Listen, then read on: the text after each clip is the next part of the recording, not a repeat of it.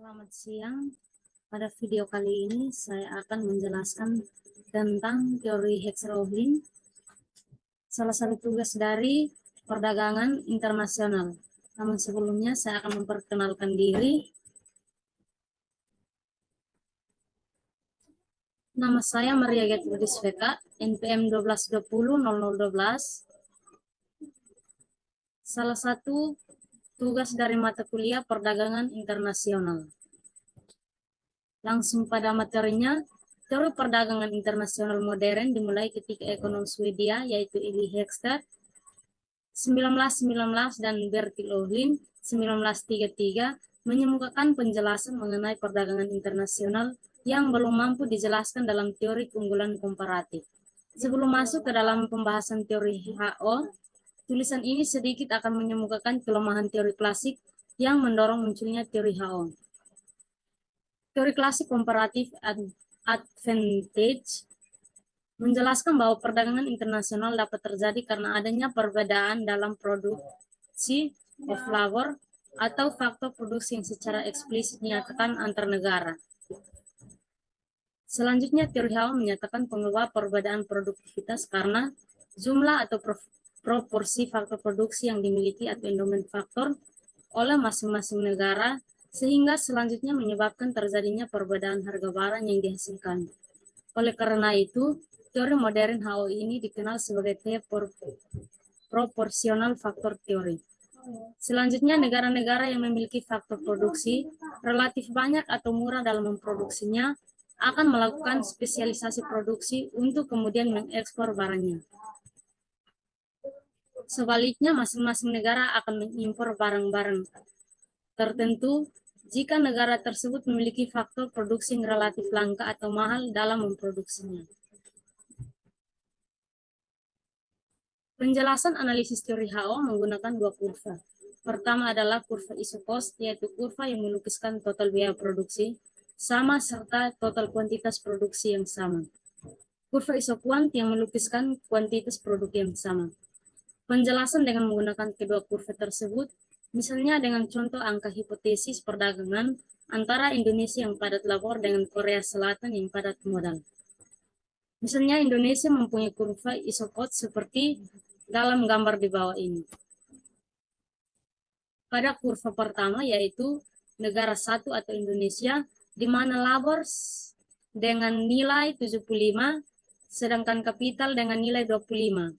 Dan isokosnya yaitu $900 dan $800.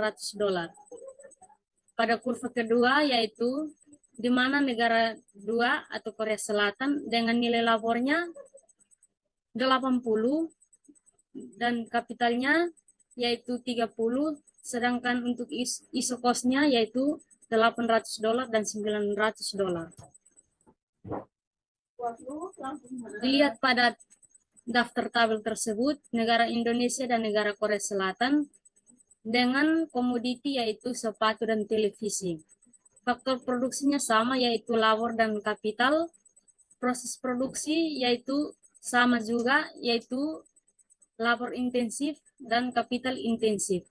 Pada proporsi faktor produksi, negara Indonesia pada komoditi sepatu yaitu sebanyak 75, televisi 25, dan negara Korea Selatan dengan jumlah sepatu yaitu 30, televisi yaitu 80. Selanjutnya yaitu isokuan.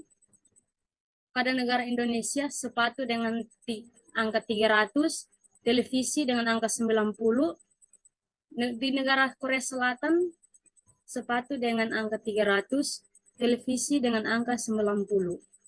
Sedangkan untuk isokosnya pada negara Indonesia sepatu dengan $800, televisi dengan $900. Sedangkan untuk negara Korea Selatan sepatu dengan $800 dan televisi dengan $900. Yang berikut yaitu unit biaya, di mana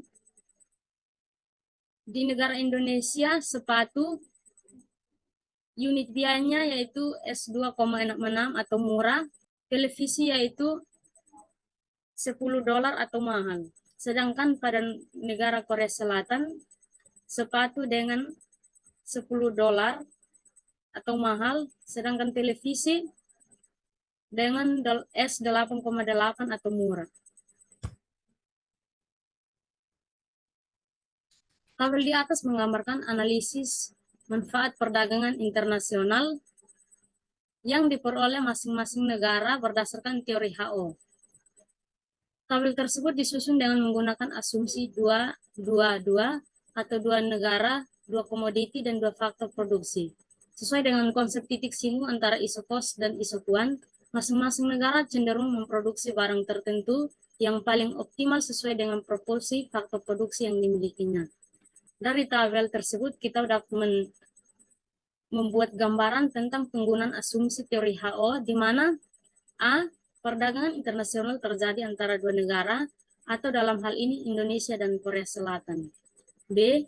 Setiap negara memproduksi 2 komoditi yang sama, misalnya 300 sepatu dan 80 televisi.